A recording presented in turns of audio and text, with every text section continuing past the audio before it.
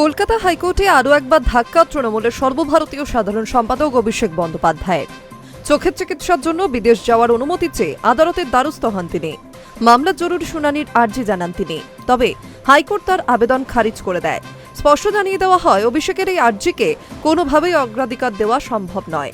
সোমবার কলকাতা হাইকোর্টের বিচারপতি সৌগত ভট্টাচার্যের এজলাসে মামলার শুনানি হয়। অভিষেক বন্দ্যোপাধ্যায়ের আইনজীবী বিষয়টি উল্লেখ করেন, দ্রুত শুনানির আবেদন জানিয়ে আদালতের দৃষ্টি আকর্ষণও করেন। তবে বিচারপতি সাফ জানিয়ে দেন, দ্রুত শুনানি সম্ভব নয়, নির্দিষ্ট নিয়ম মেনে এগোবে প্রক্রিয়া। এর আগে গত মঙ্গলবারও আদালতে একই আর্জি জানান অভিষেকের আইনজীবী। সেবারও মামলার দ্রুত শুনানির আর্জি খারিজ হয়ে যায়।